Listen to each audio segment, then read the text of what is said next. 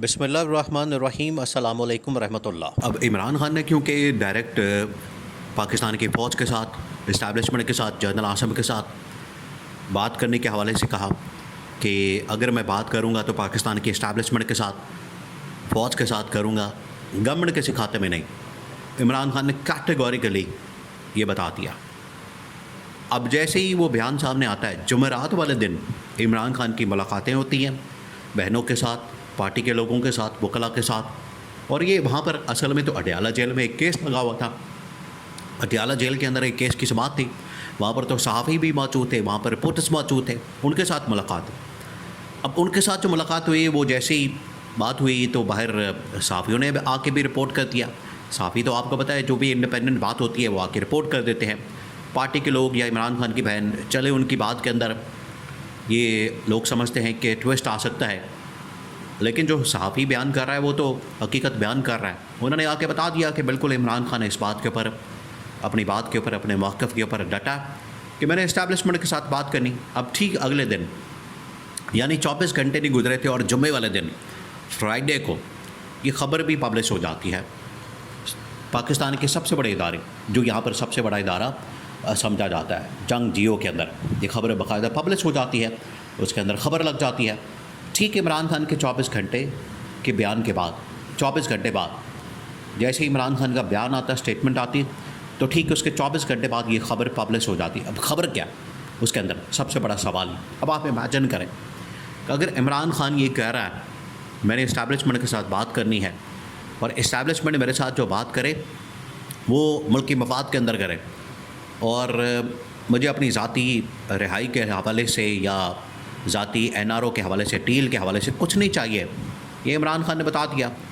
तो ठीक 24 घंटे बाद ख़बर लगती है कि इमरान खान को बाकायदा अप्रोच किया गया। इमरान खान के पास ताकतवर इदारों के नुमाइंदे पहुँचे हैं, इमरान खान के साथ 2-3 मुलाकातें हुई हैं, और उन मुलाकातों के अंदर बर्फ़ पिघली है। ये वो जुमले हैं, ये वो अल्फाज हैं जो उस ख़बर के अंदर पब्लिश किया गया है, उस ख़बर के अंदर लिखे गए हैं, और उसके अंदर ये बताया गया कि बर्फ़ पिघली है, आइस मेल्ट हुई है। इसका क्या मतलब है? इसका मतलब ये है, सवाल ये है कि इसका मतलब क्या है, इससे क्या ज़ाहिर होता है? 2-3 चीज़ें। पहली बात ये कि आखिरकार इस्टेब्लिशमेंट को इस बात का एहसास है, इस्टेब्लिशमेंट ने इस बात को रियलाइज़ किया। और एक तो ये कि जब पाकिस्तान इंडिया के दरमियान जंग हुई, उन दोनों में एक मुलाकात हुई और एक उसके बाद, और उसके बाद जो मुलाकात हुई ये असल में हुई जनरल आसिम के फील्ड मार्शल बनने के बाद। अब वो फील्ड मार्शल बन गए, बड़े ताकतवर हो गए।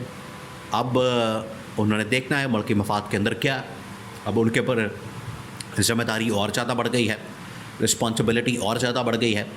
अब वो और ज़्यादा इस हवाले से सेंसिटिव हो गए हैं कि आखिरकार पाकिस्तान के अंदर इकनॉमिक, पॉलिटिकल, यानी सियासी मुआशी इस्तेहकाम के लिए और तरक्की के लिए, खुशहाली के लिए, मुल्क से महंगाई, बेरोज़गारी के ख़ात्मे के लिए, इन्वेस्टमेंट के लिए, चले ये छोटे मामला आते हैं वो गवर्नमेंट के खाते में डालते हैं, लेकिन कम से कम इन्वेस्टमेंट से भारतीय सतह के ऊपर मामला, सिक्योरिटी के मामला, इसमें तो अब जनरल आसिम मुनीर की ज़िम्मेदारी और ज़्यादा बढ़ गई, जिसकी वजह से उन्होंने ये ऑर्डर दिया। उन्होंने ये आखिरकार अपने नुमाइंदे के थ्रू ये बात कन्वे की है पाकिस्तान तहरीक इंसाफ को, उनकी लीडरशिप को, और उनके ज़रिए से इमरान खान तक पहुँचे।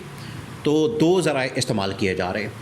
एक तो डायरेक्ट किसी नुमाइंदे के थ्रू बात की जा रही है, गैर सियासी शख्सियत की जानिब से, इस्टेब्लिशमेंट के नुमाइंदे की जानिब से। दूसरा ये कि पार्टी के किसी शख्स की ज़िम्मेदारी लगा दी गई कि आप कम्युनिकेशन करवा दें, बातचीत करवा दें, और जो हमारा पैगाम है, मैसेज है, वो आप उन तक पहुंचा दें, उनका जो पैगाम है हम तक पहुंचा दें। तो इस तरह से एक कम्युनिकेशन लाइन जो है वो डेवलप की गई। ये दोनों के दरमियान हो गया। अब इसके अंदर बात क्या हो रही है, ये सबसे बड़ा सवाल है, क्योंकि इमरान खान तो आज भी देखिए ना इस निज़ाम को मानने को तैयार है, ना इस हुकूमत को मानने को तैयार है। इमरान खान तो डंके के चोट पर कह रहा है कि ये फ़िरौनियत है, यजीदियत है, मैं इनके ऊपर बैत नहीं करूँगा, मैं इस निज़ाम को नहीं मानूंगा। अब इससे पीछे और क्या बात रह जाती है? इमरान खान ने तो बता दिया, उसने तो सारा कुछ खोल के सामने रख दिया, उसने तो बता दिया। अब इस्टेब्लिशमेंट के ऊपर डिपेंड करता है। अब उनको क्योंकि पता लग गया, अब जनरल आसिम मुनीर ने खुद भी दौरा किया, बाहर के हालात का जायज़ा लिया, उन्होंने तुर्की का, अज़रबैजान का, ईरान का दौरा किया है, उनको पता लग गया है।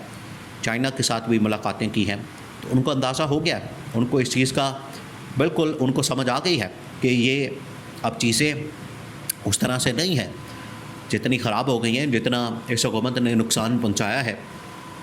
सिर्फ ये हुकूमत इन चक्रों में पड़ी हुई थी कि हमें किसी तरह से बस माफ़ी मिल जाए, NRO मिल जाए, वो तो इन लोगों ने ले लिया। लेकिन इंटरनेशनली पाकिस्तान का इमेज, इंटरनेशनली पाकिस्तान की स्टैंडिंग पोजीशन और सिक्योरिटी की सूरत हाल बदतरीन सूरत इख्तियार कर गई। मुल्क में महंगाई, बेरोज़गारी बड़ी ख़तरनाक लेवल पे पहुंच गई। तो इस पर जनरल आसिम अली ने जब तमाम चीज़ों का जायज़ा लिया तो उनको अंदाज़ा हुआ है, क्योंकि आखिरकार उनको पता है इस बात का। आज जो वज़ीर ख़ज़ाना मसूद है वो इस्टेब्लिशमेंट की जानिब से लगा हुआ है। शरीफ ख़ानदान की तो बड़ी कोशिश थी कि ख़ज़ाने के ऊपर हम अपना बंदा बिठा दें, यानी इसहाक़ डार को बिठा दें, तो इसहाक़ डार को नहीं बैठने दिया, इसहाक़ डार को वज़ीर ख़ज़ाना नहीं लगने दिया। फिर इन्होंने ज़ोर ज़बरदस्ती के साथ उसको नायब वज़ीर आज़म बना दिया। चले, नायब वज़ीर आज़म बना दिया, वो ठीक है, लेकिन वज़ीर ख़ज़ाना नहीं बनने दिया। अब वज़ीर ख़ज़ाना ना बनने की वजह से मोहम्मद औरंगज़ेब क्योंकि वज़ीर ख़ज़ाना है, उनके पास सारी इन्फॉर्मेशन है और वो तमाम के तमाम इन्फॉर्मेशन इनकी लूट मार की, इनकी करप्शन की दास्तानें।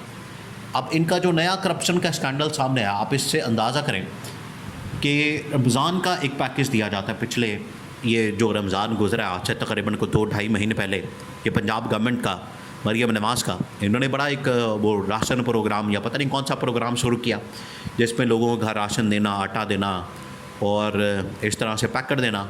उसके अंदर भी लूट मार अब रिपोर्ट हुई है, करप्शन रिपोर्ट हुई है। कई अरबों रुपए की करप्शन उसके अंदर रिपोर्ट हुई है कि उसके अंदर जितना पैसा आ रहा था, माल आ रहा था, उसके अंदर जो बैग्स आ रहे थे, राशन आ रहा था, सब गायब हो गया। वो लोगों तक पहुंचा ही नहीं, जिनके लिए था उन तक नहीं पहुंचा। और इधर से दूसरे लोग जो इदारे उनके ऊपर बैठे हुए थे, वही मसला तो यहाँ पर यही कि अगर आप उसको बिल्ली को बिठा देंगे दूध की रखवाली के ऊपर, तो बिल्ली तो खुद पी जाएगी। तो यहाँ पर सारे बिल्ले बैठे हुए हैं और वो खुद ही सारा खा पी जाते हैं, वो खा पी गए। अब उसको रिपोर्ट किया गया है। तो ये जनरल आसिम को इस बात का अंदाज़ा है, उनको ज़रूरत पड़नी है, उनको पता है कि हमें दरवाज़ा खोलना पड़ेगा, कम्युनिकेशन खोलनी पड़ेगी, बात करनी पड़ेगी, रास्ता बनाना पड़ेगा, तब जाके हमारे पास एक ऑप्शन आएगी, हमारे पास एक रास्ता होगा, हमारे पास एक प्लान भी होगा। वरना ये तो शरीफ ख़ानदान जब मर्ज़ी चाहेगा अपनी मर्ज़ी के मुताबिक ये किसी भी जगह पर ला के तो बंदे को फारिग कर देते हैं।